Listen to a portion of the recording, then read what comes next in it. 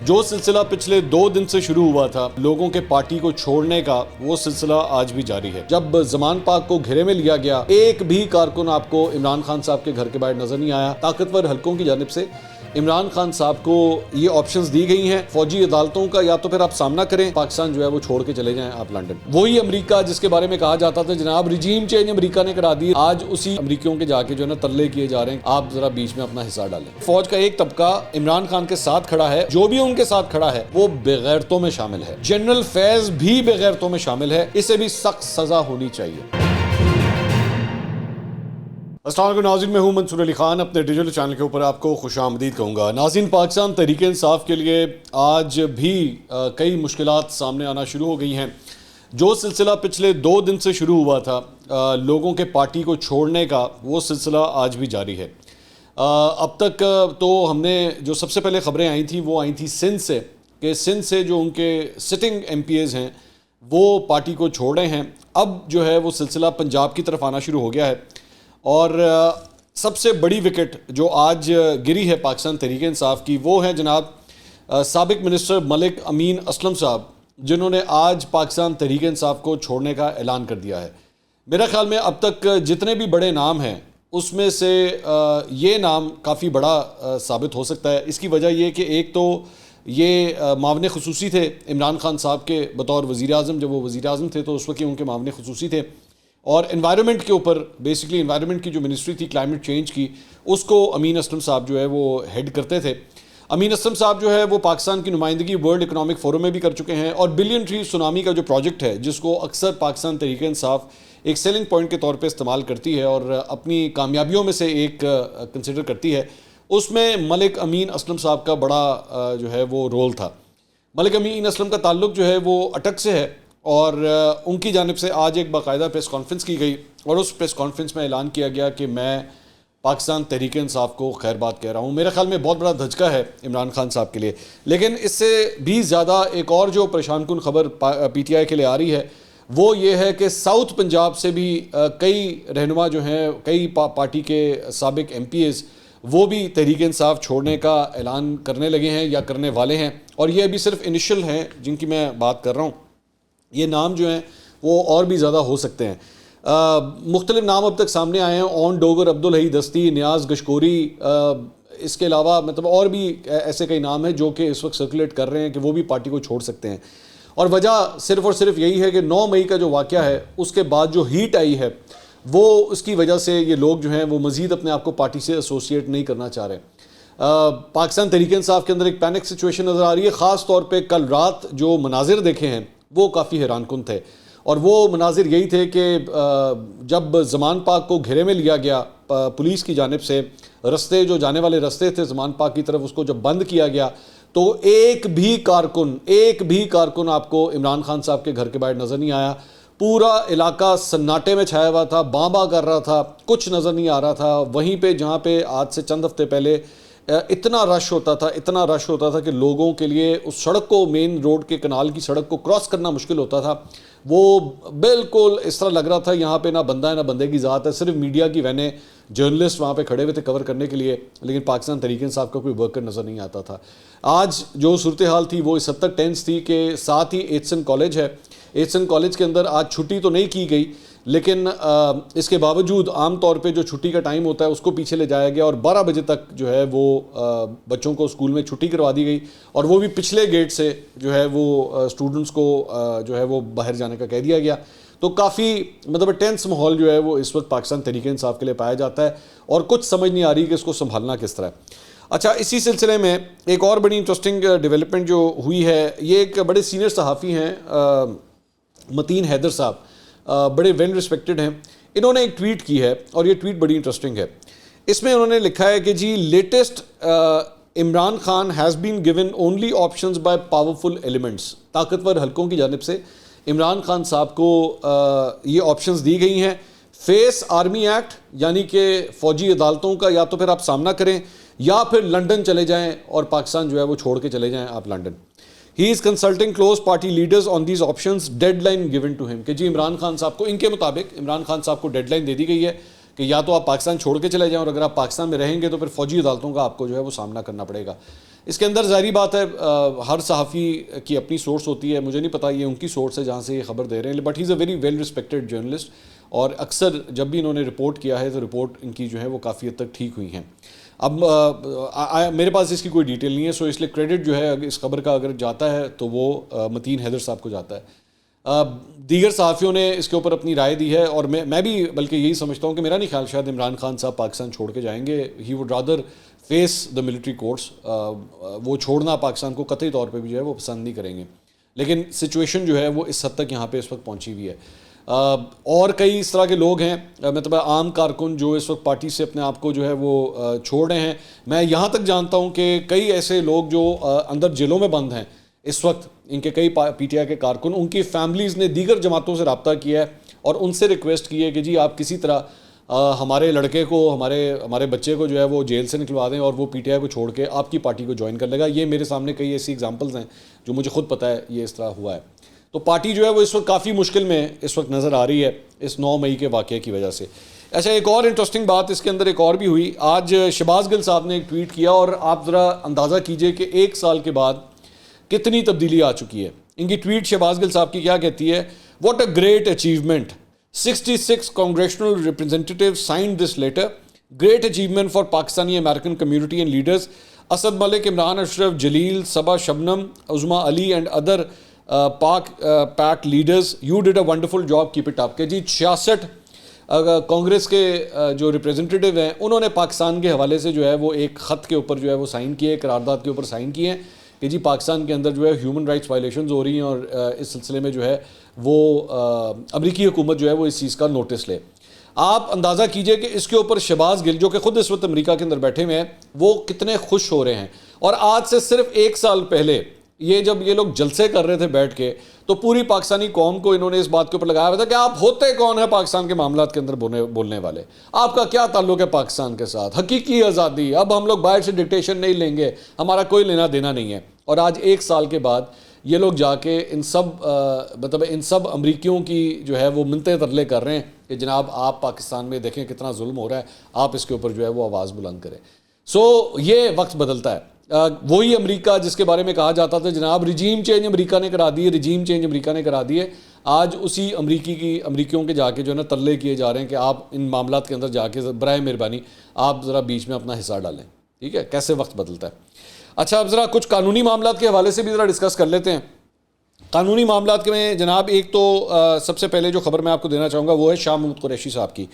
شاہ محمود قریشی صاحب کو M P او کے تحت گرفتار کیا گیا تھا، ان کو نظر بند کیا گیا تھا غالباً 11 تاریخ کو، تو اسلام آباد ہائی کورٹ نے جو ہے ان کی گرفتاری کو کالعدم قرار دے دیا ہے اور کیس کی سماعت ہوئی۔ اس میں جسٹس میاں گل حسن اورنگزیب نے شاہ محمود قریشی کی رہائی کا حکم جو ہے وہ جاری کیا۔ یہ وہی جج صاحب ہیں جن کی عدالت میں عمران خان صاحب بھی پیش ہوئے تھے، اور عمران خان صاحب کو انہی جج صاحب اور ان کے ساتھ ایک اور خاتون جج بھی تھیں، تو وہاں سے ان کو ریلیف ملا تھا، انہوں نے شاہ محمود قریشی صاحب کے حوالے سے بھی حکم جاری کیا ہے۔ انہوں نے شاہ محمود قریشی صاحب کو ایک بیان حلفی جمع کروانے کے لیے کہا ہے اور اس کے بعد ان کی رہائی کا حکم جاری کیا ہے، اور اس کے علاوہ اسلام آباد ہائی کورٹ نے شیر رافیدی کی اہلیہ کو بھی رہا کرنے کا جو ہے حکم دیا ہے، اور یہ واقعی یہ پوائنٹ کم از کم ویلڈ ہے کہ مجھے سمجھ نہیں آئی تھی کہ ان کی اہلیہ کو جو ہے وہ کس چکر میں گرفتار کر لیا گیا تھا، تو اسلام آباد ہائی کورٹ نے یہ بھی ایک حکم دیا ہے۔ ایک اور قانونی معاملہ جناح ہاؤس پر حملہ توڑ پھوڑ اور جلاؤ گراؤ کیس کی سماعت لاہور کی انسداد دہشت گردی کی عدالت میں ہوئی۔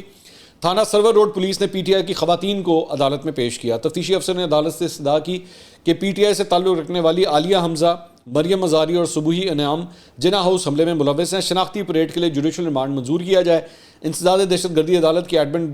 جج نے شناخت پریڈ کے لیے جوڈیشل ریمانڈ منظور کرتے ہوئے انہیں 7 روز کے جوڈیشل ریمانڈ پر جیل بھیج دیا۔ میں اسی دوران ایک اور خبر بھی آ رہی ہے، ظہیر الدین صاحب پاکستان تحریک انصاف کے یہ بھی ایک رہنما ہیں، انہوں نے بھی پی ٹی آئی کو چھوڑنے کا اعلان کر دیا۔ مطلب میں اب مجھے نا اپڈیٹ رکھنا مشکل ہوتا جا رہا ہے جتنی تیزی سے لوگ جو ہیں وہ پی ٹی آئی کو اس وقت چھوڑ کے جا رہے ہیں۔ اس کے علاوہ 9 مئی کو جناح ہاؤس کے اندر باہر موجود خواتین کی فہرست بھی جو ہے تیار کر لی گئی ہے، اور مزید خواتین کی گرفتاری کا جو ہے وہ امکان ظاہر کیا جا رہا ہے۔ پولیس نے 300 سے زائد خواتین کی فہرست تیار کی ہے۔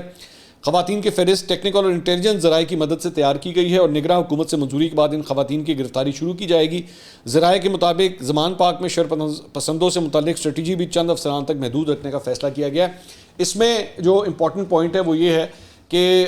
جو ڈیڈ لائن دی گئی تھی عمران خان صاحب کو 24 گھنٹے کی، وہ بھی اب مکمل ہو گئی ہے، اور اس سلسلے میں آج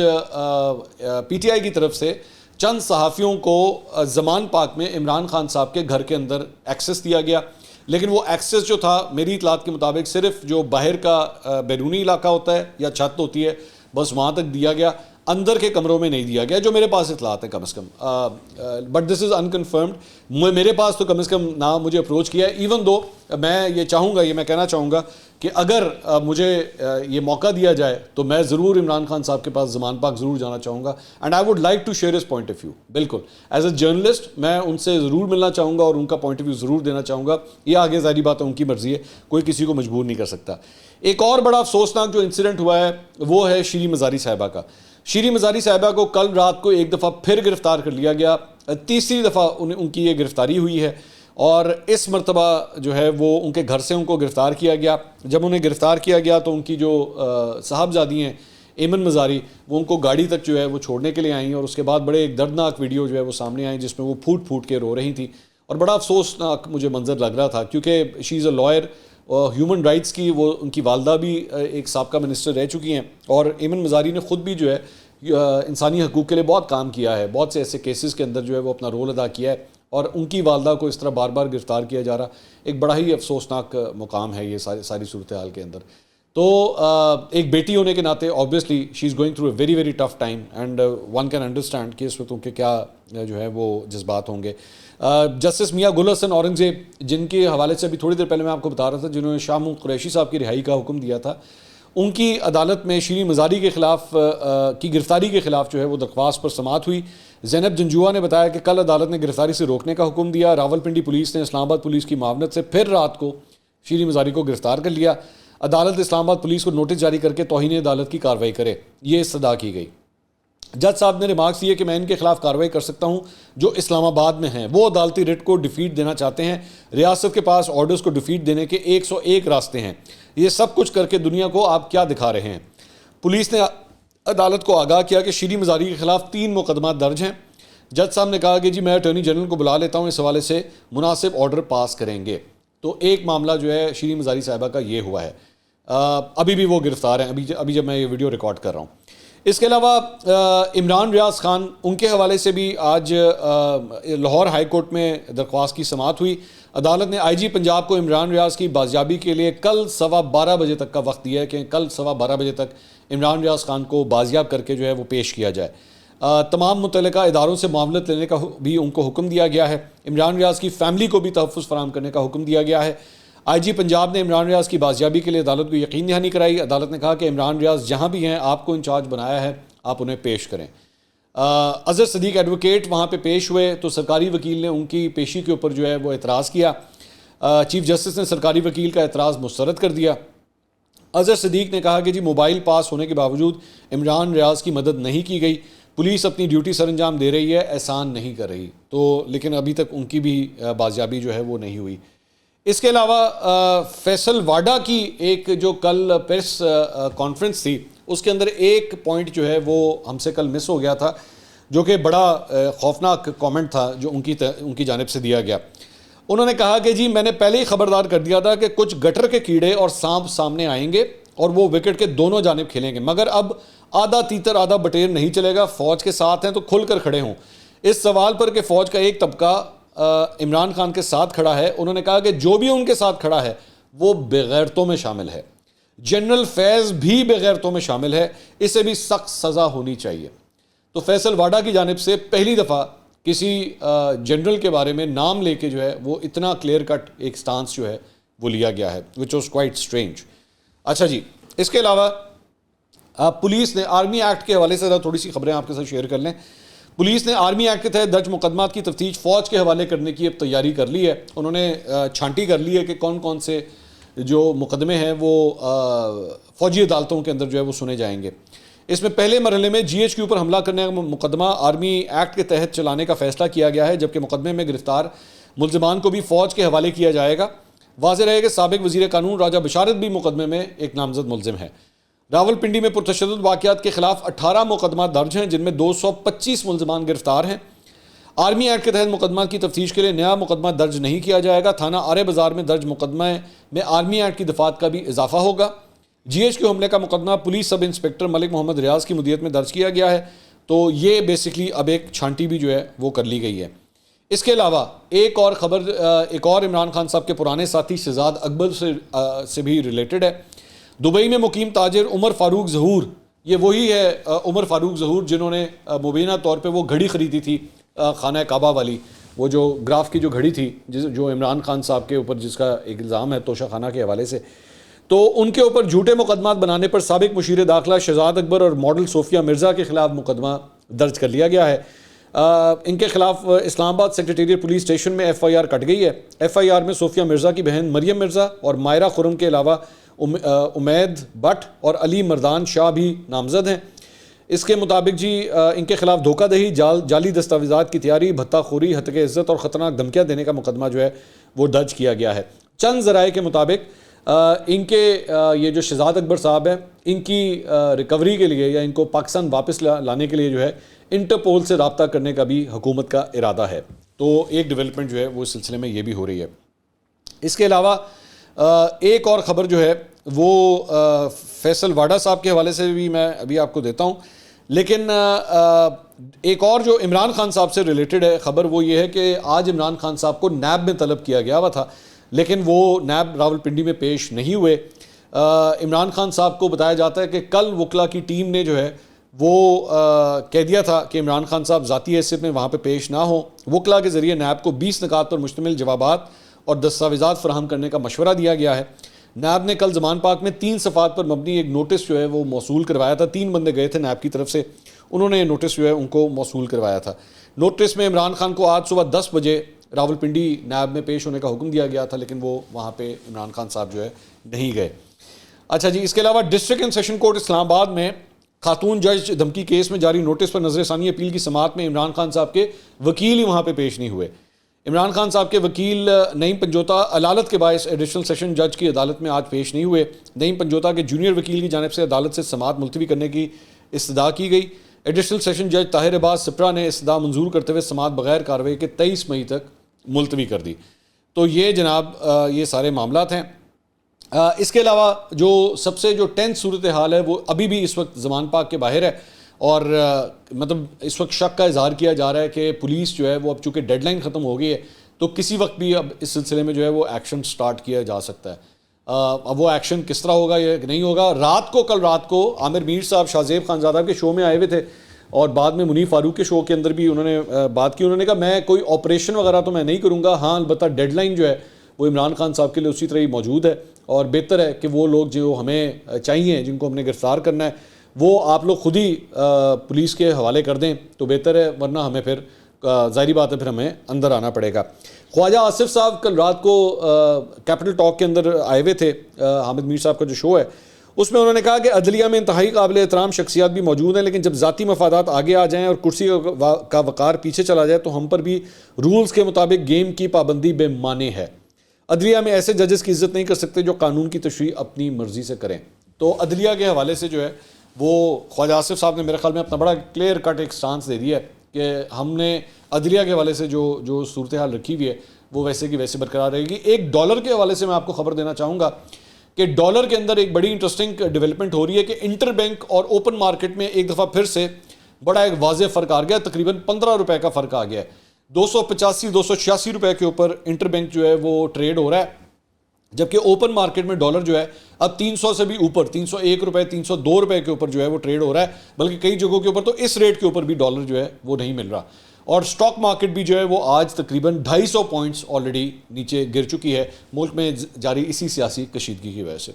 اگلی ویڈیو میں دوبارہ ملاقات ہوگی. اللہ حافظ.